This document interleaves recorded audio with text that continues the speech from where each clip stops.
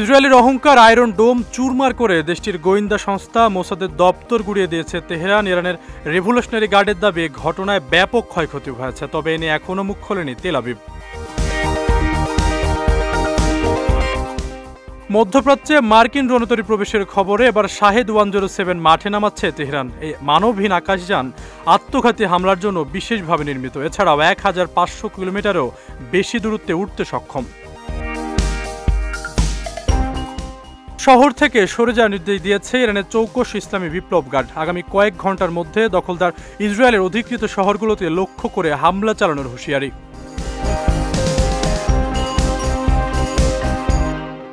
ইরানের মানুষ ইসলামী শাসন ব্যবস্থার ধ্বংস চায় বললেন দেশটির নির্বাসিত যুবরাজ রেজা পাহলভি। তার এমন মন্তব্যে চটেছেন পাকিস্তানের প্রতিরক্ষা মন্ত্রী। পাহলভি সাম্রাজ্যবাদী পতিতা মন্তব্য খাজা আসিফের।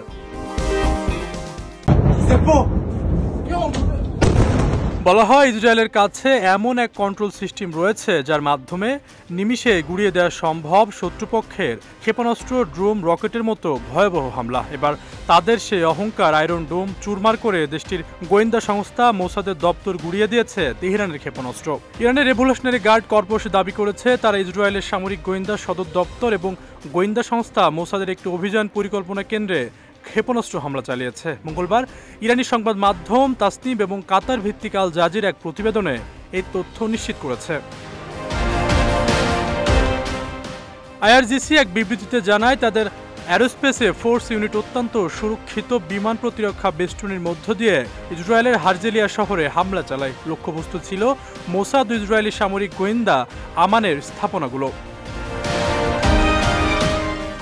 বিবৃতিতে আরও বলা হয় মোসাদ ও আমানের কার্যক্রম পরিচালনার কেন্দ্রের উপর সরাসরি আঘাত হানা হয়েছে। সেখানে এখনও আগুন জ্বলছে এবং স্থাপনাটি ব্যাপকভাবে ক্ষতিগ্রস্ত হয়েছে। এদিকে ইসরায়েলের পক্ষ থেকে হামলার বিষয়ে এখনও আনুষ্ঠানিকভাবে কোনো প্রতিক্রিয়া জানানো হয়নি। তবে দেশটির একাধিক সংবাদ মাধ্যম জানিয়েছে হারজেলিয়া শহরের একটি সংবেদনশীল স্থানে ক্ষেপণাস্ত্র আঘাত এনেছে। বর্তমানে ইরান ইসরায়েল সংঘাত দিন দিন তীব্রতর হচ্ছে এবং দুটি পক্ষই সরাসরি একে অপরের মূল ঘাঁটিগুলো লক্ষ্য করে হামলা ঘোষণা দিচ্ছে। এতে করে একটি পূর্ণাঙ্গ যুদ্ধ পরিস্থিতি সৃষ্টি হওয়ার আশঙ্কা তৈরি হয়েছে বলে সতর্ক করছেন বিশ্লেষকরা। ইহুদি রাষ্ট্র ইসরায়েল দীর্ঘদিন ধরে উত্তপ্ত করে রেখেছে মধ্যপ্রাচ্যের রাজনীতি। বিশেষ করে ফিলিস্তিনে গণহত্যা, ইরানের সঙ্গে চলমান উত্তেজনা মধ্যপ্রাচ্যে একটি ভয়াবহ যুদ্ধের বিষয়টি আরও বেশি জটিল করে তুলেছে। এরই মধ্যে ইরানের পক্ষ থেকে কয়েকটি মুসলিম দেশ পাশে থাকার ঘোষণা দিলেও এখনও শক্তভাবে কোনো দেশ ইসরায়েলের বিরুদ্ধে কথা বলেনি। আশরাফুল ইসলাম, বিজয় টিভি, নিউজ ডেস্ক।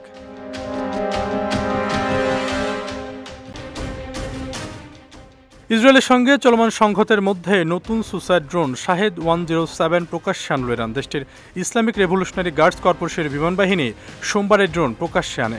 শাহেদ 107 মানবহীন আকাশযান যা আত্মঘাতী হামলার জন্য বিশেষভাবে নির্মিত। এটি পিস্টন ইঞ্জিন চালিত এবং 1500 কিলোমিটারেরও বেশি দূরত্বে উঠতে সক্ষম। এই ড্রোনের ঝাঁক যদি একসঙ্গে ব্যবহার করা হয় তবে তা ইসরায়েলের বিমান প্রতিরক্ষা ব্যবস্থার উপর মারাত্মক চাপ সৃষ্টি করতে পারে। ইরানি সংবাদ মাধ্যম তাসনিম নিউজ এজেন্সি এক প্রতিবেদনে এই তথ্য নিশ্চিত করেছে। প্রতিবেদনে আরও বলা হয়েছে ইরান ও ইসরায়েলের মধ্যে চলমান উত্তেজনার প্রেক্ষাপটে শাহেদ 107 এর উন্মোচন আঞ্চলিক নিরাপত্তা পরিস্থিতিকে আরও জটিল করে তুলতে পারে। তবে ইরানের পক্ষ থেকে বলা হয়েছে এই ড্রোন তাদের প্রতিরক্ষা কৌশলের অংশ হিসাবে ব্যবহার করা হবে।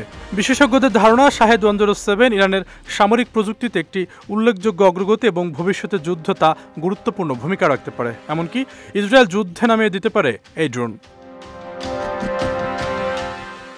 চলমান ইরান ও ইসরায়েল সামরিক উত্তেজনার মধ্যে মধ্যপ্রাচ্যে রওনা করেছে মার্কিন যুক্তরাষ্ট্রের রণতরী। বার্তা সংস্থা রয়টার্স জানিয়েছে দক্ষিণ চীন সাগর থেকে মধ্যপ্রাচ্যের দিকে সোমবার সকালে রণতরীটি রওনা হয়েছে। একই সময়ে মার্কিন বিমান বাহিনী 30টির বেশি এয়ার রিফুয়েলিং বিমান আটলান্টিক পেরিয়ে পূর্ব দিকে যাত্রা করেছে।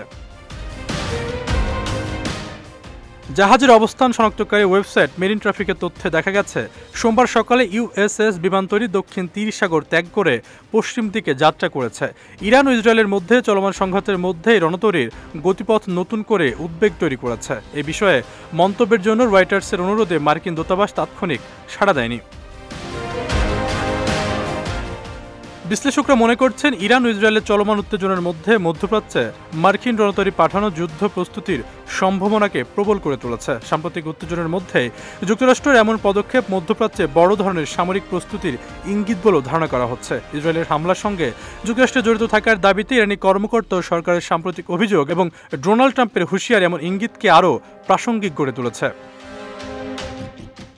আশরাফুল ইসলাম, বিজয় টিভি, নিউজ ডেস্ক।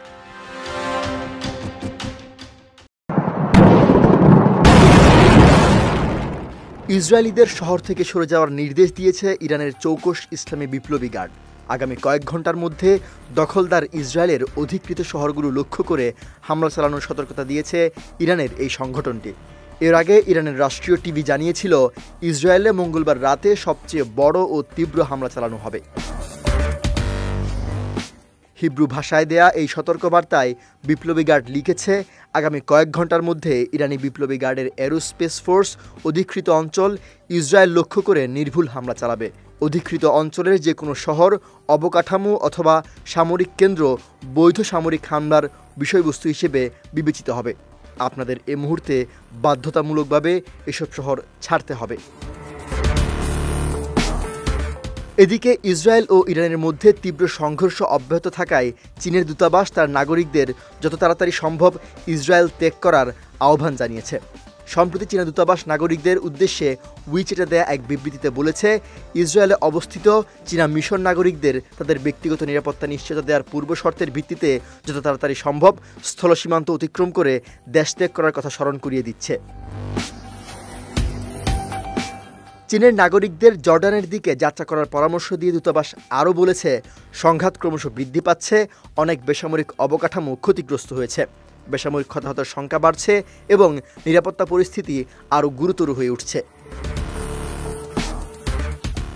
এদিকে হোয়াইট হাউসের সিচুয়েশন রুমে আকস্মিক নিজের জাতীয় নিরাপত্তা দলের সদস্যদের নিয়ে বৈঠক ডেকেছেন যুক্তরাষ্ট্রের প্রেসিডেন্ট ডোনাল্ড ট্রাম্প। স্থানীয় সময় মঙ্গলবার কানাডায় G7 সম্মেলনে ছিলেন ট্রাম্প। সেখানে সফর সংক্ষিপ্ত করে তিনি দেশে ফিরে যাচ্ছেন। এর মধ্যেই নিরাপত্তা দলের বৈঠক ডেকেছেন তিনি, যা ইরান ইসরায়েল যুদ্ধে প্রভাব ফেলতে পারে বলে ধারণা করছেন বিশ্লেষকরা। সৈয়দ নওশাদ, বিজয় টিভি, নিউজ ডেস্ক।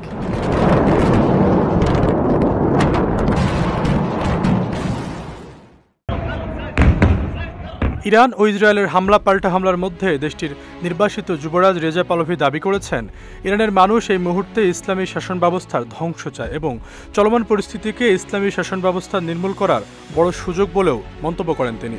রোববার বিবিসিকে দেওয়া একান্ত সাক্ষাৎকারে এসব কথা বলেন রেজা পাহলভি। দাবি করেন, আয়াতুল্লাহ আলী খামেনির কারণে ইরানের মানুষ আজ নিরাপত্তাহীনতায় ভুগছে। তার এমন মন্তব্যে চটেছেন পাকিস্তানের প্রতিরক্ষা মন্ত্রী খাজা আসিফ। নিজের ভেরিফাইড টুইটার অ্যাকাউন্টে রেজা পাহলভিকে উদ্দেশ্য করে লিখেছেন, যদি এমনটাই মনে হয় যে ইরানের মানুষ ইসলামী শাসন ব্যবস্থা নির্মূল করতে উজ্জীবিত এবং অনুপ্রাণিত, তাহলে কথা কম বলে সেখানে গিয়ে নেতৃত্ব দেওয়া উচিত। পোস্টের শেষে রেজা পাহলভিকে রক্তাক্ত পরজীবী সাম্রাজ্যবাদী পতিতা বলেও অভিহিত করেন। মূলত ইরানের চলমান পরিস্থিতি ও সংঘাতকে পুঁজি করে তিনি আবারও ক্ষমতা দখলের পায়তারা করছেন। এ যাত্রায় তাকে সমর্থন দিচ্ছেন মার্কিন যুক্তরাষ্ট্র ও ইসরায়েলের প্রধানমন্ত্রী বেনিয়ামিন নেতানিয়াহু। ইরানের যুবরাজ রেজা পাহলভির বাবা 1941 সাল থেকে 1979 সাল পর্যন্ত ইরানের শাসক ছিলেন। 1979 সালে ইসলামী বিপ্লবের মাধ্যমে তাকে ক্ষমতাচ্যুত করা হয়। বিপ্লবের পর দেশ ছেড়ে মার্কিন যুক্তরাষ্ট্রে আশ্রয় নেন রেজা পাহলভি। তারপর থেকেই তিনি ক্রমাগত ইসলামী প্রজাতন্ত্রের সমালোচক এবং ধর্মনিরপেক্ষ ও গণতান্ত্রিক ব্যবস্থার পক্ষে কথা বলে আসছেন। রেজা পাহলভি প্রকাশ্যে বলেছেন, ইরান ও ইসরায়েলের মধ্যে আবারও সম্পর্ক স্বাভাবিক ও বন্ধুত্বপূর্ণ হওয়া উচিত, যেমনটি ছিল তার বাবার আমলে। সবকিছুর বিবেচনায় এটা অনেকটা নিশ্চিত যে ইরানের সরকার পতন চাইছে ইসরায়েলি বাহিনী। ইরান ও ইসরায়েল আজ চিরশত্রু হিসেবে বিবেচিত হলেও দুই দেশের সম্পর্কের ইতিহাস একেবারে বিরোধপূর্ণ ছিল না। মোহাম্মদ রেজা পাহলভির শাসনামলে ইরান ইসরায়েল বন্ধুত্ব গড়ে ওঠে, একে অপরের রাজধানীতে দূতাবাস খোলে, ইরান তেল সরবরাহ করে। তবে 1979 সালের ইসলামী বিপ্লবের সম্পর্কের মোড় ঘুরিয়ে দেয়। খামেনির নেতৃত্বাধীন ইসলামী প্রজাতন্ত্র ইসরায়েলের সঙ্গে সম্পর্ক ছিন্ন করে, দূতাবাসকে ফিলিস্তিনি দূতাবাসে রূপান্তর করে এবং ইসরায়েলকে অবৈধ রাষ্ট্র হিসাবে ঘোষণা করে। ইরানের শুক্রবার যে হামলা শুরু করেছে ইসরায়েল তার মূল কারণ হতে পারে ইরানে অস্থিরতা সৃষ্টি করা ও দেশটির সরকারকে দুর্বল করে তোলা। ইসরায়েলের প্রধানমন্ত্রী বেনিয়ামিন নেতানিয়াহু মনে করেন মানুষ ঘর থেকে বের হয়ে সরকারের বিরুদ্ধে প্রতিবাদ করলে ইসলামী সরকারের পতন হতে পারে। বিশেষজ্ঞরা বলছেন এখনই দেশটির সরকার পরিবর্তন নিয়ে কোনো মন্তব্য করা কঠিন, তবে শাহর পুত্র রেজা পাহলভির নেতৃত্বে আসা অনেক কঠিন। আশরাফুল ইসলাম, বিজয় টিভি, নিউজ ডেস্ক।